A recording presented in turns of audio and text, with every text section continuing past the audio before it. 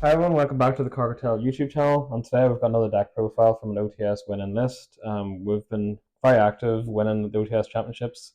Currently there's 4 ongoing in the country and we've taken 3 of them as part of the team. So I'm here with Danny Moody who won today's OTS in Londonderry or Derry, whatever you want to call it. And he went with Fiendsmith Yubel, going 5-0. Do you want to talk through some of your matchups today before we get into the profile? Yeah, so my round one today was going second Nouvelle.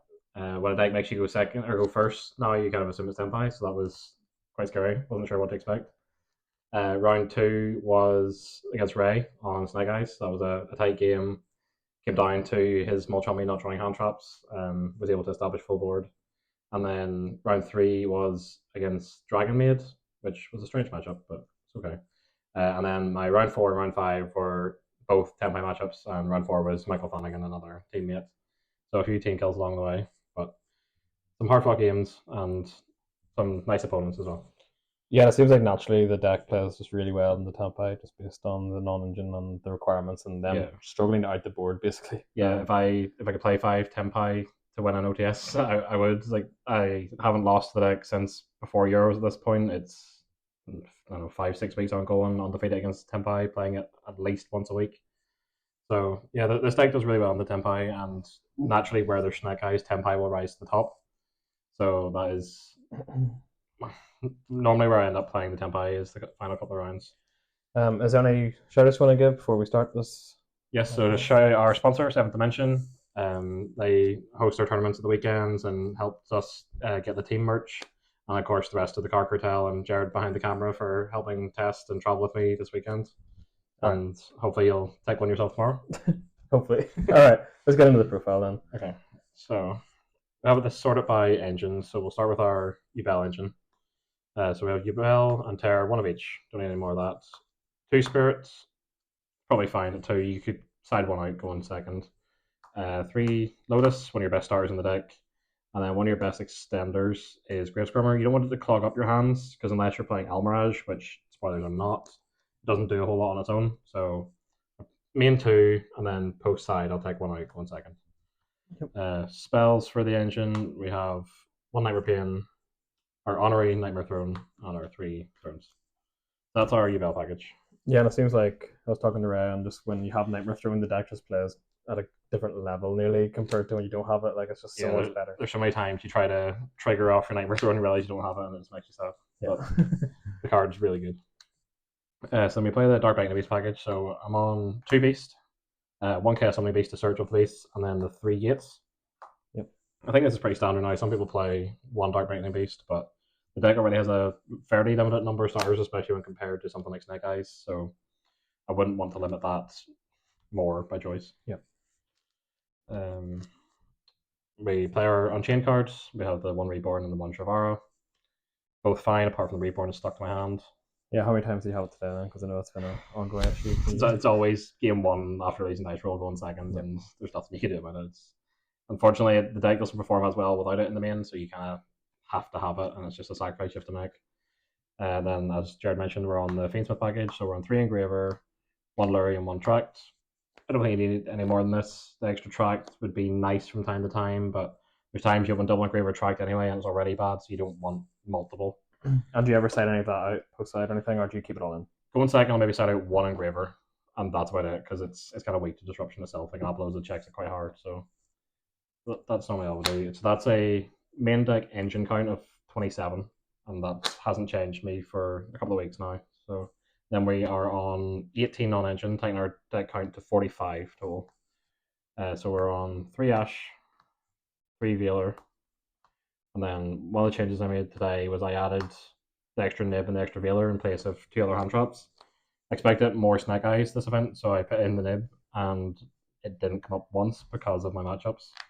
That was unfortunate, but I think it was definitely better prepared for Snake Eyes today. We are on 3 main decked Bestials. This helps deal with the Fiendsmith engine in other matchups. Several times today I actually used it to extend myself, especially summoning a Magnamit to link off with Engraver into sequence to conserve my normal summon. And then I'm on the 3 Imperms. Pretty standard hand trap lineup, and then I wanted some defensive cards or cards that would work going first and second, so I'm on the 1 Call by, and the 2 talents. Talents didn't really come up today, but the call by was glued to my hand all day, and it's one of them cards when you have it, you can't be mad. My final round, going second into Tenpai, I had a handful of engine. He made sales and passed. Obviously, planned to Cookie Murray dragging me, and my top deck was called by, and it's game over at that point.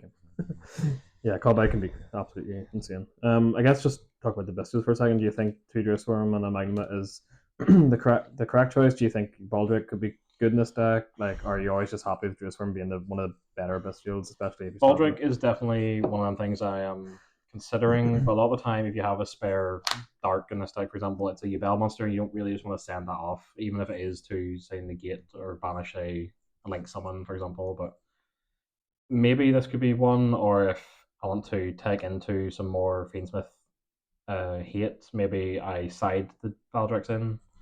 But for now, I think that's fine. We'll go into extra deck. This isn't organized so well, but we play 1 Apollousa and then 1 Caesar. We play the early ear for the combo through Fiendsmith to dump the lowest to get that back. The kind of flex spot in the deck, I'm on Muckracker. This comes up from time to time where if you have Yubel, you can afford to discard a card to bring out a lowest to give you a second disruption that way. Or today, the protection effect came up where my opponent normal summoned Diviner and sent Entis, and then tried to pop my Varduris, and I was able just to protect with this and didn't have to activate any effects.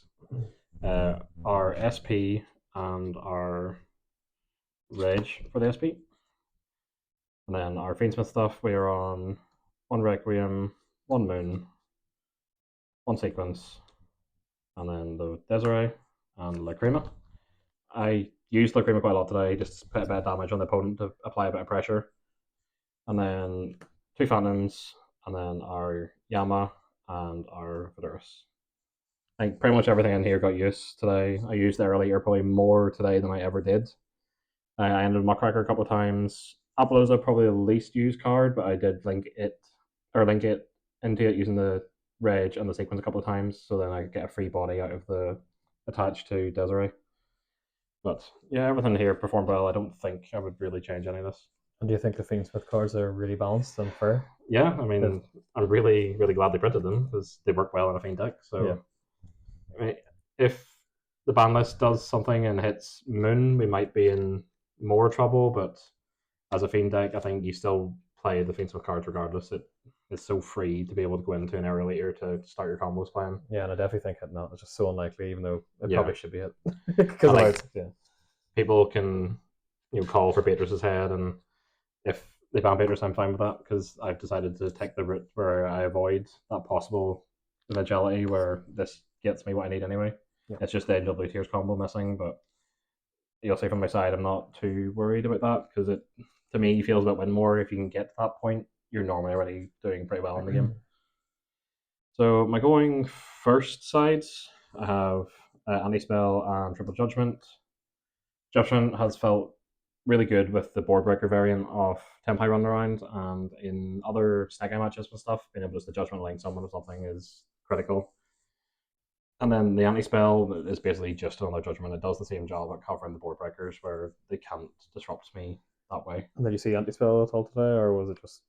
I seen it once against Michael Flanagan, who it didn't really affect his hand too much because he was able to chain off the Cosmic, but then it got negated and chain the Kaiman. But his hand was copies of Kaiman, so it wasn't great for him in general. Yeah. But and then when I go first into Tenpai, I also side in 2 Cosmics just for some extra disruption for their field spell. And you're thinking happy with 2, you've seen it when you wanted to, especially with, I guess, well, you're going to show it, but certain cards to draw into it if you need it anyway. Yeah, and then for going second, I have the Duster for even more back row removal, just in case for skill drains and stuff. I didn't want the Duster come up at all? No, the Duster didn't come up. Yeah. I sided it in most games, but didn't you didn't see it. And then the rest of the side, which I'm sure most people will probably guess at this point, I'm on the 3 Molchummy and the 2 Phantasmi. Didn't really use it today. I sided in going second, and then I Molchummied I think it was the Dragon Maid player, and he had Callby for it. So I done that myself to a guy today, so that's fair enough. I mean, Yeah. we can't really argue. And then the final card on my side is Droplets. This just has the coverage that a lot of the hand traps you play don't. So that things like maybe branded that are quite difficult to hand trap and they can be puppet locks, difficult to stop, you can just use the Droplet. Other things you're not quite sure what they're attempting to do, you can afford to let them play and just hit them with a Droplet. And then these 5 cards, I mean, every other side card should be, every other going second side card should be significantly more likely to see it. Did you ever have the Charmian to Phantasma combo today? Or not today, no. I Yeah. had to make do with just much on me, which I got negated, so that was kind of sad. But no, the deck performed well. There's not much I would change at all, if anything, to be honest. Yeah, and I think we'll probably shout out Daniel Story just because we have to, because I think he gave Yeah. you the most reps with Tenpai, and I think Story's coming definitely out. Yeah, the he's one of the Tenpai best Tenpai players I played against, and being able to sort of run matchups against him endlessly gives me the confidence in that matchup I need. I'm not scared going into Tenpai, where a lot of other decks and other players struggle significantly, and the deck obviously has a rep for just being sacky, and people hate the shifter and the Mulchummy in the main deck, and yeah, the constant practice against it has really helped. So it's shout out to him for getting me through the final 2 rounds of today. Yeah, and I guess is anyone else? I think we've talked about shoutouts. So yeah, a really good profile. I think it's shown that the deck is built right. You've been winning, get top in locals, doing well in their practices. Beating like I think Snake Eye obviously is a tough matchup for the deck, but obviously you got over that today, and I think the test the Snake Eye match is very 50-50 and very hand dependent with this deck, and that's where the attempt to throw the extra Nibiris in were to try to swing it my way. So didn't come up today, and I didn't need it so much. So that was just fortunate. But again, a different day, the different hands, even different draws off the Mulchummy Ray puts me in a much more difficult position. So just fortunate, luck fell my way today, and was able to convert. So. Yeah, I think we see how the format goes. Also, this could be one of the last lists we see before the ban list. That should be inevitable at this point. So, yeah, thanks to the deck profile, and see you all in the next video, everyone. Subscribe. Bye.